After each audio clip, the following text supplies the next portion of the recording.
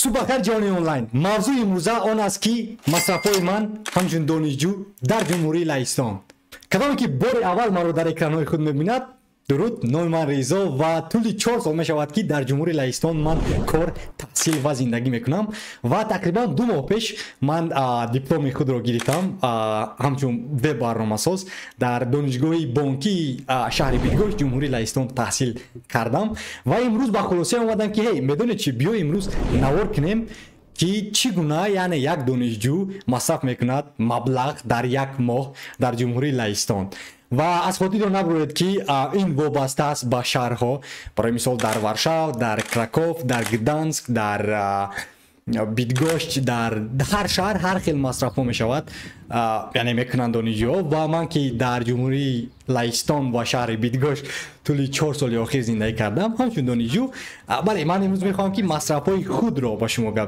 яъне гӯям, чунки ҳар кас ҳар хел масрафҳо дорад. аввалин масрафе ки ҳамаи донишҷӯҳо ё ки ҳамаи инсонҳо ё ки ҳама мекунанд, ин яъне ҷои истиқомат аст, як аст ё ки хона аст ё ки ҷое ки зиндагӣ кунӣ, хоб кунӣ, хези таҳсил кунӣ, дарс тайёр кунӣ, ҳам хел аст. ва бале, яъне хона. вақте ки ман бори аввал ба ҷумҳурии Лаҳистон омадам, дар яке аз хобгоҳҳо зиндагӣ кардам ҳамагӣ барои 2 моҳ ва ба ман писа наомад ва ба дигар хобгоҳ рафтам ки ҳамин ҷое ки зиндагӣ дорам. Shut up, bro. Мин сири намемонад ки видео эҷод кунам. Узри зиёд. Хоб, ма кӯчидум ба ин хобгоҳе ки ани замон зиндагӣ дорум ва бале, ин хобгоҳ ба мисли хобгоҳ несту, аммо хобгоҳ номбарӣ мекунанд, чунки дар ин ҷо мо ҳамагӣ бале дар як ошёна якта ошхона надорем. аммо барои мисол 2 хонара барои 2 ҳамсояра ё ки барои 3 ҳамсояра хона дорем ки ани замон шумо нишон метиҳум. Тақрибан 4 моҳ шид, 5 моҳ шид ки ягон ҳамсояра надорум. Истолам аз мас ва овард мерада ҷо гузоштум, чунки хонаи ма майда ва ин ҷо бисёри ман мегирад. Вале агар ягон кас биёд, ира мебарем, мепартоем. ва бале, дар ин ҷо ма барои барқ, барои интернет, хоб барои газ, барои ҷим, яъне ҷим зали толори варзишӣ, барои ҳамин хонае ки дорум як хонагаҳ ҳаст, намедонам чанд метри квадрати аст ва яъне барои ҳама ин ма масраф мекунам ба пули тоҷикӣ. ма инҳоро баргардонагим 1065 сомонӣ дар як моҳ, яъне барои пули барқ, пули газ, пули толори зал, бале ҳама инҳо дар як ҷо ма 1065 сомонӣ масраф мекунем ки ин комилан арзонтарин иҷорапулӣ аст дар тамоми сояраи замин. чунки дигар дӯстое ки ма дорум, барои мисол дар Варшав зиндагӣ мекунанд, дар Катовис зиндагӣ мекунанд, дар дигар шаҳрҳои ҷумҳурии Лаҳистон зиндагӣ мекунанд ва ё аз маблағи зиёдтар пардохт мекунанд барои танҳо хона, майла газу интернету пули намедонам толори варзишӣ. аммо яъне аз ман ҳамаш дар якҷоя шуда 1065 сомониро масраф мекунам ки ин дар ҳақиқат ки афсонавӣ зебост ва тӯли 4 сол ма дар ҳақиқат ки зиндагии афсонавӣ доштум, мас барои ҳамин, яъне масрафи кам доштум. Хоб, дуюмин коре ки одамон донишҷӯ масраф мекунанд ин роҳгиро аст ва бале, мо дар Бидгош метро надорем, аммо мо трамвай дорем, автобус дорем ва яъне велосипедҳо дорем ки 30 дақиқаи аввал ҷойгон аст барои яъне истифода бурдан ва ман барои роҳгиро ҳамагӣ 150 сомонӣ масраф мекунам дар як моҳ. чунки ма донишҷӯ ҳастам ва барои ма 50% ҳама чи арзон аст.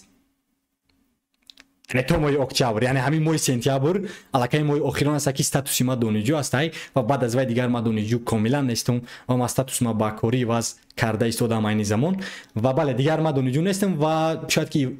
ки не иваз мешавад, яъне 100% мешавад ва барои ҳамон айни замон ма 150 сомонӣ масраф мекунам дар Бидгошт барои автобусу трамвай. хоб, дигари масрафе ки ҳамаи донишҷӯ доранд ё ки ҳамаи инсонҳои сояраи замин доранд, ин хӯрок аст, яъне истеъмоли хӯрока. ва ман аз ҳама мушкиле ки доштам тӯли 4 сол ва хусусан тӯли 1 моҳи охир, ин аст ки ман масрафи зиёд мекунам дар хӯрока. бале, ман тамбал ҳастам, хӯрок намепазам ва бале, фақат аз ошхона харид мекунам ё ин ки яке вақто танҳо нисфи рӯзи хӯрок мепазам. ин ҳамонам тухмбирён аст ва бале, дар як моҳ ба ҳисоби миёна ман 4000 сомонӣ масраф мекунам барои хӯрок хӯрдан. бале, 4000 сомонӣ дар ҳақиқат ки ин маблағи калон аст. برای خوراک خوردن، اما این من هستم این زمان. یعنی ما این زمان هم نه سالهای پیشم برای مثال سال گذشتم همین خیلی مصرفم میشید برای خوراک خوردن و بله این سال هم خصوصا ماه گذشتم همین قدر مصرف شد برای خوراک خوردن و بله یعنی ما 4000 سومی مصرف میکنم. شما چند تا مصرف میکنید در کامنت نویسید برای خوراک خوردن. دیگری مصرفی که این زمان بسیاری آدم ها میکنن این اینترنت هست، یعنی اینترنتی تلفنی و بله بسیاری ها این چیزا مصرف میکنن چون که باید که در تلفن تو باید اینترنت داشته باشی چون که برای خرید لازم است، برای شبکه‌های اجتماعی بسیاری مردم استفاده میکنن، قیمت استفاده میکنن، بسیاری ها استفاده میکنن. یکی از سببایی که من اینترنت موبیلی رو استفاده میکنم همین است که برای مثال گفتم ما بسیار جا سفر که میکنم و در وقتی که سفر هستید حتما خرید لازم است چون که تو باید دونی کجا رفته ایستاده ای و یگانچه از گوگل از اینترنت مثال میبینی حتما تا اینترنتی سیمی لازم است، عذر زیاد اینترنتی موبیلی لازم است و من کاملا وای فای رو استفاده نمیبرم برای به خطری خود چون که آدما میتونن که مرا هک کنن و من از برای میتونم میتونی که یوتیوب هک کنی با مقصد اینه که البته لایک گذار کامنت نویس ابونه شو و الگوریتم یوتیوب بیاینوس هک کنیم. من شرکتی پلی رو استفاده میبرم و این شرکت با من در یک ماه 30 گیگابایت میدهد با 80 سومانی و بله یعنی در حقیقت که ارزان است و بله با من پسند است. و از خاطر تو نبرید که وای 30 گیگا رو من کاملا استفاده نمیبرم چون که یا عمر من این تلفن من قریب که در رجای هواپیمایی است و با من لازم هم نیست اینترنت. بله همه کاری که من میکنم در کامپیوتری خود است و با اینترنت سیمی که از خونه اون است که رایگان است. دیگری مصرفی که من میکنم یا که دیگر دانشجو هم میکنن این سفر به دیگر شهرها است و بله اگر در یک ماه دیگر شهر سفر کنی به حساب میونه در یک ماه یک بار برای مثال تورون روی، وارشاو روی، کراکوف روی، گدانسک روی اگه وابسته چقدر برای مثال مسافت دارن این شهرها در نزدیکی تو که مثال مصرف میکنیم مبلغ، اما من در یک ماه به حساب میونه 800 سومی مصرف میکنم برای سفرها به دیگر شهر و بله یعنی همه این بود مصرفای من همچون دانشجو یا که خصوصا این زمان طول 2 ماه اخیر در جمهوری لهستان شهر بیدگشت و نمیدونم که پسان بعد از دانشجو بودن چی گونه مصرف ها میشود چون که شاید که من دیگر در این خانه زندگی نکنم، شاید که روم خانه نو یا شاید که دیگر شهر روم، نمیدونم که چی گپ خواهد شد، اما با حساب میونه همگی در یک ماه من 60,000 همگی در یک ماه 6095 سومانی مصرف میکنم همچون دانشجو در جمهوری لهستان. خصوصا ماه اوگوستی همین سال 6095 سومانی مصرف کردم و خصوصا که با دوستانی آنلاینی هم یعنی رسانم که من قدر مصرف میکنم. شاید که یگان کس این نواری مرا تماشا میکند و میخواهد که جمهوری لهستان برای مثال تحصیل بیاید یا که کار بیاید یا که داند که یا که فهمد که چگونه مصرف است. نه بله من همچون دانشجو در این گونه زندگی که دارم این زمان مصرفای میکنم، یعنی من از خانه کار میکنم، پول اینترنت مثلا کامپیوتر ما در حقیقت که بسیار قوه برق رو میگیرد و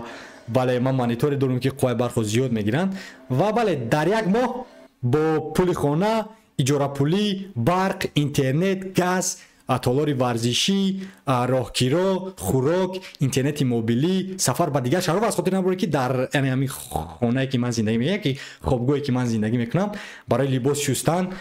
ما در پایان یک تا ماشین دو تا ماشین لباسی داریم و برای یک ماشین لباسی ما باید 6 سومانی پرداخت کنیم. اگر که دو ماشین را بگویی که برای یک ساعت استفاده بری تا لازمه که 12 سوم پرداخت کنی تا که لباسات شویی. دو تا ماشین را 6 سومانی اگر پرداخت کنی میشود 12 سومانی. بله 10-12 سومانی برای لباس شستن، بعد